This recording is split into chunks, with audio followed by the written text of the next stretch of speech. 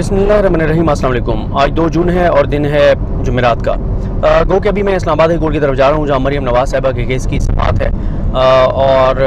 लेकिन ये जब वीडियो आप देख रहे होंगे तो उस वक्त यकीनन वो समाअत भी हो चुकी होगी, लेकिन ज़ाहिर है उस समाअत पे फिर मैं शाम में बात करूँगा। लेकिन कल एक सुप्रीम कोर्ट का अहम फ़ैसला जारी हुआ जो इमरान खान साहब के लॉन्ग मार्च के हवाले से था। उसमें कुछ पैराग्राफ बहुत अहम है, उन पर भी तफसीली बात होगी, लेकिन सबसे बड़ी जो उसमें ख़बर है वो ये है कि जो रिपोर्ट सुप्रीम कोर्ट ने मंगवाई हैं उसमें सबसे बड़ा और पहला इम्तिहान है इस्टेब्लिशमेंट का इमरान खान के हवाले से।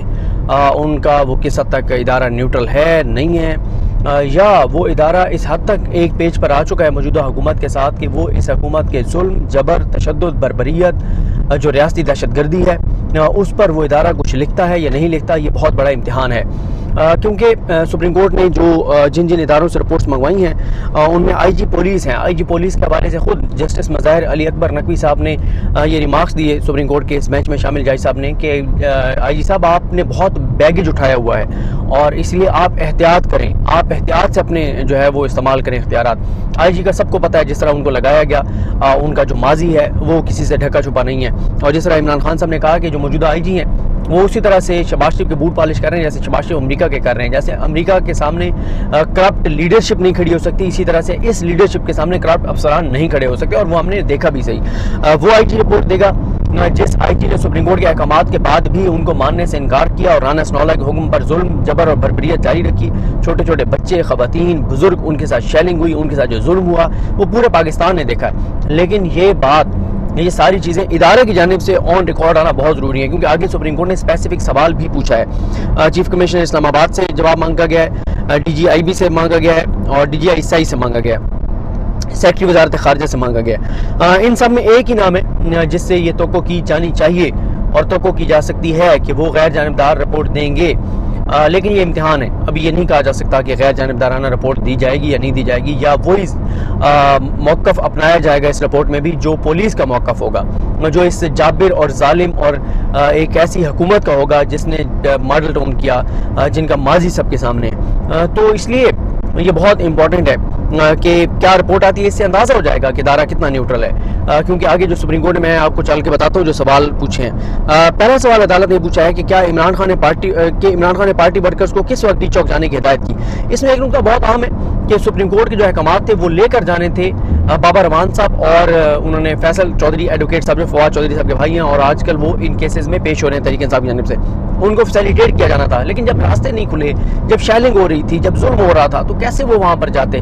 और उनको बहुत लेट एक बार कहा पुलिस की गाड़ियों में आपको ले जाते हैं, उन्होंने कहा कि यहाँ जो आप जुल्म कर रहे हैं आगे से कुछ भी चीज़ होती है तो उनको क्या पता कि गाड़ियों में कौन है। उसके बाद किस वक्त PTI कारकुनान डी चौक में लगी रुकावटों से आगे निकले। क्या डी चौक रेड जोन में दाखिल होने वाले हजूम की निगरानी कोई कर रहा था, कौन था, रेंडमली आए, खुद से आए लोग, या कोई इनको लीड कर रहा था। और मैं आपको बता रहा हूँ कि इन्होंने सुप्रीम कोर्ट ने आगे जो सवाल मैं आपको बताता हूँ, इन्होंने सुप्रीम कोर्ट के अहकामात को मुकम्मल तौर पर वायलेट किया। कोई लोग नहीं छोड़े, कोई रास्ते नहीं खोले, बल्कि वाहिद रास्ता रेड जोन की तरफ आने वाला वो भी बंद कर दिया था, मार्गला रोड। मैंने उस दिन मैं वहाँ से लाइव गया था यूट्यूब के ऊपर, आप जो रेगुलर देखते हैं आपको याद होगा। और राना सनाउल्लाह का मकसद क्या था कि सुप्रीम कोर्ट के इस हुक्म के बाद तसादुम हो, लाशें गिरे, कत्लो गारत गरी हो, आग लगे और कल को मैं कह सकूं और हम हुकूमत कह सकें ये सुप्रीम कोर्ट का किया धर है। सुप्रीम कोर्ट जहाँ पे हमने ये किया, रास्ते खोले और ये आगे। आज भी इनके हामी, सहाफ़ी, तजियाकार सुप्रीम कोर्ट के हवाले से ये बैठ कर कहते हैं कि जी सुप्रीम कोर्ट के अहकामात के बाद तसादुम हुआ, हालांकि सुप्रीम कोर्ट के हुक्म में तो अमल ही नहीं किया इन्होंने तो कोई लोग नहीं छोड़े। वो जिस तरह से खबरें चली उसके बाद कुछ डिस्ट्रिक्ट्स में DPOs ने छोड़े, वरना तो ये इतना राना सनाउल्लाह तो डट गया। राना सनाउल्लाह ने तो, मैंने एक ट्वीट भी किया था कि जब मैं ये फैसला आया और मैं नीचे आया सुप्रीम कोर्ट की सीढ़ी उतर रहा था, 2 पुलिस के खड़े थे, एहलकार खड़े थे। उन्होंने कहा क्या फैसला है, मैंने कहा ये फैसला है। एक ने हंस के कहा राना सनाउल्लाह ने केड़ी मननी है ना दी, नहीं मननी उन्होंने, और वो ठीक था। बाद में मुझे एहसास, पहले मैंने कहा यार राना सनाउल्लाह की औकात, जुर्रत है राना सनाउल्लाह सुप्रीम कोर्ट का हुक्म ना माने। बाद में रात को मैंने कहा वो पुलिस वाला ठीक कहता था कि राना सनाउल्लाह नहीं मानेगा, जाहिर है पुलिस के पास इंफॉर्मेशन भी होगी। तो राना सनाउल्लाह ने नहीं मानी बात सुप्रीम कोर्ट की। इन्होंने पूरी कोशिश की अपने तजियाकारों के जरिए कि जी सुप्रीम कोर्ट के अहकामात पे हो गया। आजकल सुप्रीम कोर्ट को बहुत ज़्यादा टारगेट किया जा रहा है और उस पर मैं कई बार बात कर चुका हूँ। कुछ और भी वजूहत हैं, जो प्लान एक हुआ है जो लंदन में चल रहा है, उस पर भी किसी वीडियो में बात करेंगे। उसके बाद सॉरी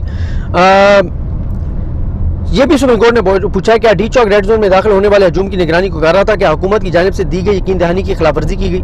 1000% खिलाफवर्जी की गई, 1000 नहीं 10,000% खिलाफवर्जी।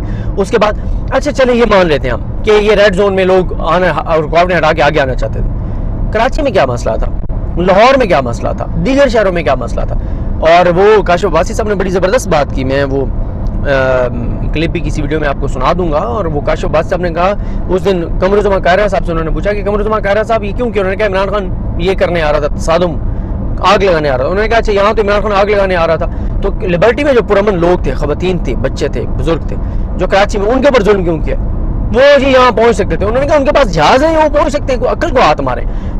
कमरुज़्ज़मान कायरा जैसा बंदा, बड़े नजरियाती, बड़े सुलझे हुए, बड़े अपने आप को क्या क्या वो दावे नहीं करते थे। एक मुशीर के ओहदे के ऊपर क्या खरीदा शहबाज शरीफ ने, उसके जुल्म, जबर, तशद्दुद और रियासी दहशतगर्दी को मोहतरमुल मकाम जो कमरुज़्ज़मान कायरा साहब हैं वो जस्टिफाई कर रहे हैं। ये औकात होती है हमारे सियासतदानों की, ये इनकी कीमत होती है। इसीलिए कभी भी पाकिस्तान के लोग जो है वो मोस्टली सियासतदानों पर एतमाद नहीं करते कि ये वो लोग हैं जो अपने मफाद के लिए मुल्क का सौदा भी कर देंगे। उसके बाद सुप्रीम कोर्ट ने पूछा है कि अच्छा कितने मुजाहिरीन रेड जोन में दाखिल होने में कामयाब हुए, और सवालात में पूछा गया कि रेड जोन में सिक्योरिटी के क्या इंतजाम थे, और ये भी पूछा गया कि एग्जेक्टिव हुकाम की जानिब से सिक्योरिटी इंतजाम में क्या नरमी की गई। ये आप झूठ बोलेंगे? सुप्रीम कोर्ट के पास रिपोर्ट्स होनी चाहिए। सुप्रीम कोर्ट को किसी और से यानी इदारों से भी नहीं, क्योंकि इस वक्त बड़ा एक इम्तिहान है, ज़ाहिर है ये रिपोर्ट आएगी तो पता चलेगा इदारे कितने गैर जानिबदार हैं। सूरत हाल बहरहाल ये है कि ये हुकूमत जिस कॉन्फिडेंस के साथ कर रही है उसमें नज़र तो यही आ रहा है कि इनको खुली छूट दी गई है, इनकी रस्सी खोल के इनको छोड़ा गया कि जो मर्जी मुल्क के अंदर करना है, लूटो, खाओ, पियो, जुल्म करो, लोगों को पाकिस्तान के खिलाफ करो, KPK में वो नफरतें पैदा करो जो बलूचिस्तान में पहले रियासत ने पैदा की, ये इनको खुली छूट जो है वो दी गई है। और उसके बाद इन्होंने कोई नरमी नहीं की थी। लोग जो आगे आए उन्होंने खुद रुकावटें हटाई, इन्होंने कोई रास्ता नहीं खोला था, इन्होंने कोई पुरअमन तरीके से नहीं आने दिया लोगों को। उसके बाद क्या सुप्रीम कोर्ट, क्या सिक्योरिटी बैरियर को तोड़ा गया? क्या मुजाहिरीन या पार्टी वर्कर G9 और H11 ग्राउंड में गए?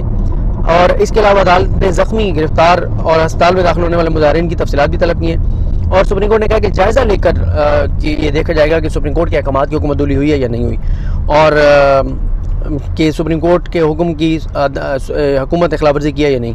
और ये जो रिपोर्ट्स हैं रुकन जजेस चैम्बर, उनके चैम्बर्स में ये रिपोर्ट्स जो हैं वो जमा कराई जाएंगी। तो ये सारी सूरत हाल है। ये हमारी इस्टेब्लिशमेंट का सबसे पहला और बड़ा इमरान खान के हवाले से इम्तिहान है रजीम चेंज होने के बाद कि वो कितने गैर जानिबदार हैं, क्योंकि पूरे पाकिस्तान ने देख लिया है। अब इदारे लिखें ना लिखें, पूरे पाकिस्तान में देख लिया है कि इन्होंने देख लिया, इन्होंने जो जुल्म किया, जो ख़वातीन के साथ ज़्यादती की, बच्चे शेलिंग, असदुल्ला खान साहब रिपोर्टिंग के लिए थे, उन्होंने मुझे बताया जो जुल्म उन्होंने देखा तो बहुत अफसोसनाक, चादर चार दीवारी का तकद्दुस पामाल किया गया, जैसे लोगों को गिरफ्तार किया गया, ऐसे तस्वीरें आई जैसे ये कोई फ़लस्तीन वालों पर जुल्म हो रहा है, इसराइली फ़ौज कर रही है, जैसे मकबूजा कश्मीर में कश्मीरियों पर भारतीय फ़ौज कर रही है, इस तरह का जुल्म था। पुलिस में अपने लोगों को इस्तेमाल किया, पुलिस सिविलियंस कोई पता नहीं कपड़ों में थे, सिविलियन ड्रेस में थे, पता नहीं वो कौन थे, उनके ज़रिए जुल्म किया गया। तो ये चीज़ें देखते हैं इस पर हमारी ISI क्या रिपोर्ट देती है, और उसी से अंदाज़ा हो जाएगा कि हमारी इस्टेब्लिशमेंट कितनी गैर जानिबदार है और कितनी जानिबदार है। और अगर तो उन्होंने इस हुकूमत की जितना जुल्म, जबर और तशद्दुद, हाँ इमरान खान का भी लिख दें कितने बजे फ़ैसला आया, उसके बावजूद इमरान खान ने डी चौक में आने का ऐलान किया, लिख दें। लेकिन असल बात है कि जो जुल्म, जबर और तशद्दुद है उस पर हमारे इदारे क्या लिखते हैं, जो कि पूरे पाकिस्तान ने देखा है। जो वीडियोज़, और सुप्रीम कोर्ट में ये वीडियोज़ जमा भी कराई जा रही हैं तहरीक इंसाफ की जानिब से। तो देखते हैं बहरहाल चीज़ें किस तरफ जाती हैं। मुझे अपनी दुआ में याद रखें। अलग हम सब का हामी नासरो। अल्लाह हाफ़िज़।